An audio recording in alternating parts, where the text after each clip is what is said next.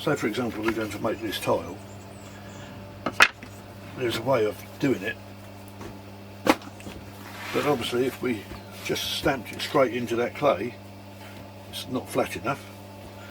So first of all we prepare an area of clay, and when you're doing this you don't need to slip and stick it together, scratch it. You just have to make sure that you join it properly and don't leave any cracks in it that can peel apart when it goes in the kiln. So if you put that together like that and just left it like that, that would peel apart in the kiln. So you have to make sure there are no gaps, press it all together hard,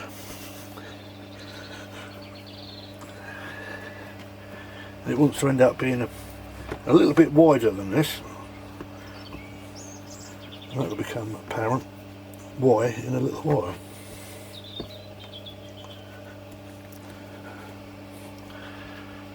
So again, make sure all the marks are gone. These are all bits from old offcuts from other tiles. Make sure there's no marks in the back that might need sticking down. I think we'll have a little bit more clay.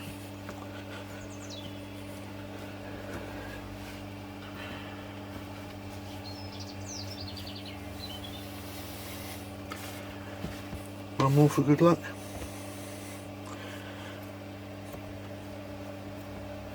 That's, press it quite hard obviously.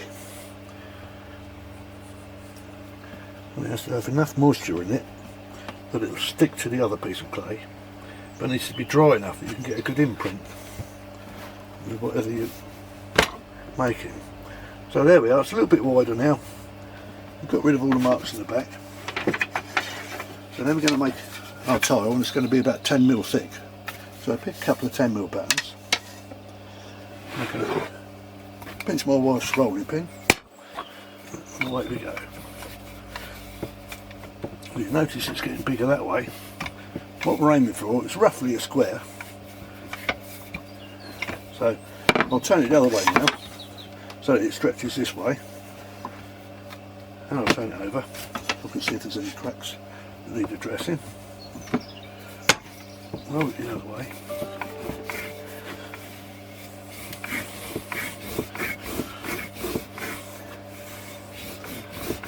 And there we are. You'll notice that our clay is much bigger than the stamp. And what I'm going to do now is going to add a bit more in here, because as you hammer this stamp in, it's going to stretch the clay around the edge as it's trying to get away from it. But you need to have about 1 inch here ideally all round it. So a little bit more on the bottom, so a little bit more, a big bit more, and again you press it right in.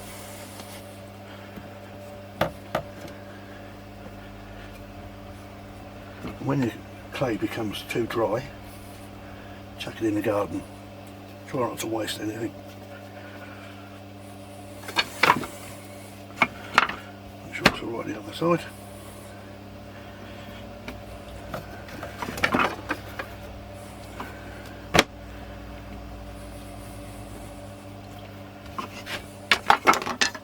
Roll it out a bit more.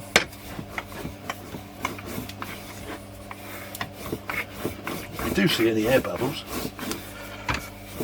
just pop them with the end of a blade. Try not to get any clay on your batten. Now that should be roughly about right for making a tile.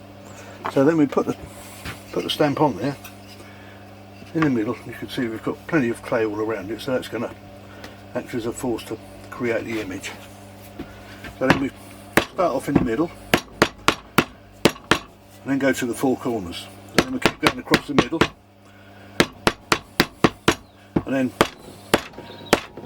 finish it with 3 fairly hefty clouts depending on how soft your clay is.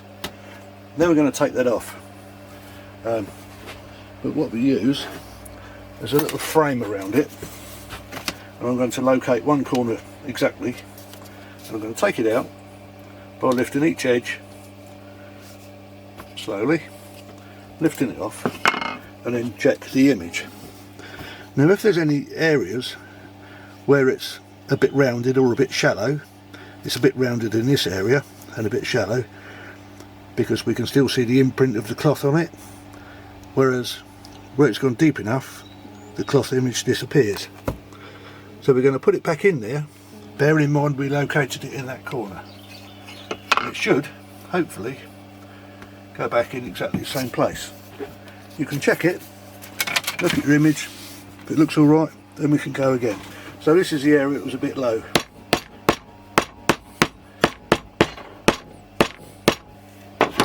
Again, check it, make sure it's all right.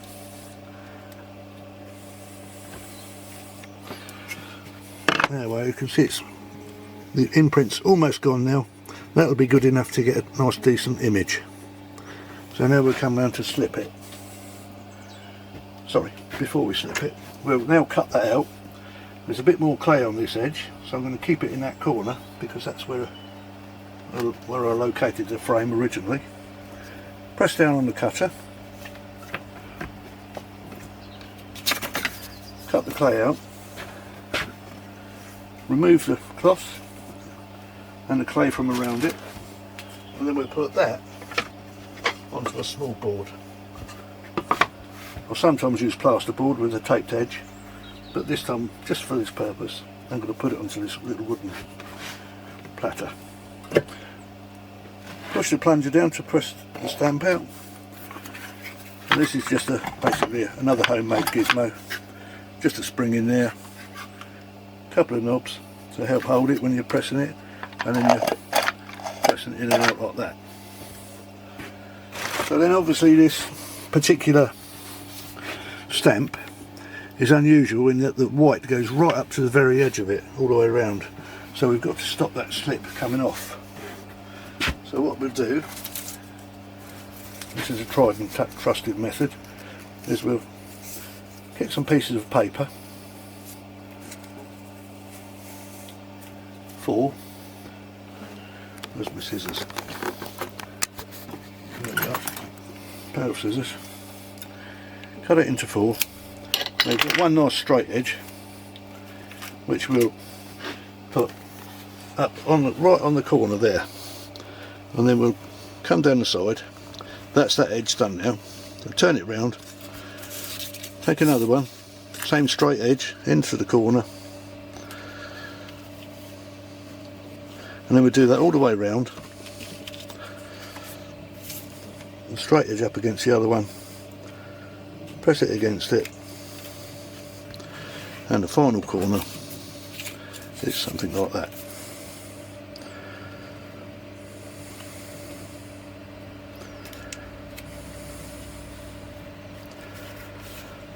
So there it is, ready for slipping. Now don't worry if these are a little bit dry and it keeps popping off at the moment, because as soon as you put the slip against the paper it'll stick it to it. Right, this is your bucket of slip. You buy it from somewhere like Valentine's or who's the other company, Scarver Pottery, but you do have to add an amount of water to it. So you need to have it fairly runny, so there's no water on the top of it, and runny enough that you can suck it up with something like one of these. Suck it up fairly quickly. You don't want to be sitting there trying to suck really thick slip into it and wasting your time. So you give it a good stir. Try to get to the point where it's all well mixed, and preferably no lumps, of course. And that's roughly how thick it should be. I don't know how I'll quantify that without giving you a pint weight or something, but something like that. So fairly fluid. Right.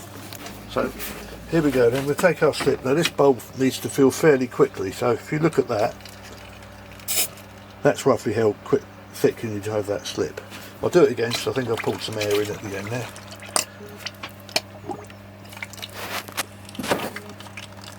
There, say 5 seconds to fill it. So then we'll start slipping.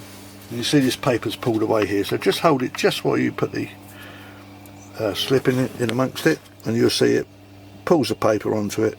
Just go around the edge,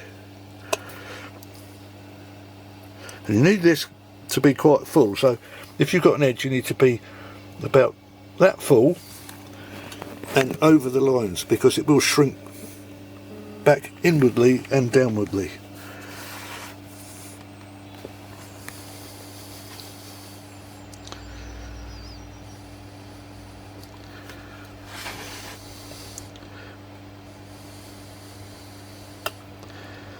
So make sure all the edge is done so you're not going to lose masses of slip anywhere.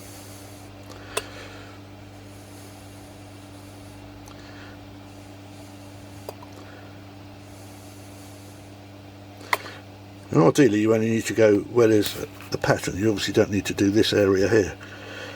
It just would be a waste of slip.